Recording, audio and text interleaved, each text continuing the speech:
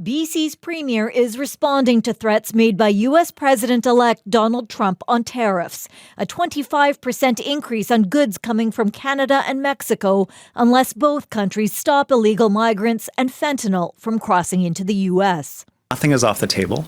We are prepared to support retaliatory tariffs and a response to the United States that gets their attention, help them understand what the consequences would be for British Columbians and what the consequences would be for Americans of the president-elect proceeding in this direction. EB listed BC imports crucial to U.S. industry, including natural gas, electricity, and critical minerals.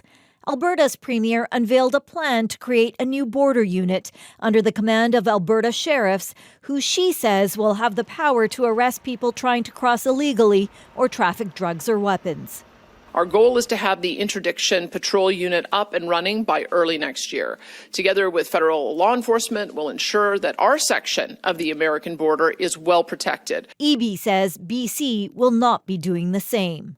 To take over federal responsibilities at the federal border and pay for that when British Columbians are paying for so many other things that other provinces don't have to pay for feels a bit like a step too far. Ontario Premier Doug Ford says he's willing to cut off Ontario's energy supply to the U.S. if Trump follows through on tariffs. The back and forth on border tariffs is putting people living in towns near the 49th parallel on edge over possible economic repercussions. They come to our restaurants. They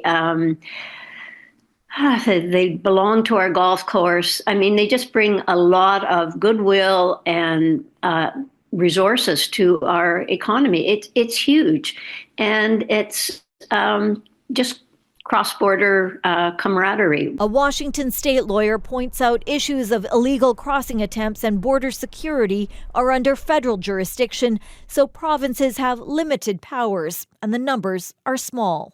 Well, your average person where I live in Blaine really doesn't think much about it on the northern border because there's such a small percentage. I think like 2,000 or 3,000 a year. Still, the issue could escalate once Trump takes power on January 20th. Meera Bains, CBC News, Vancouver.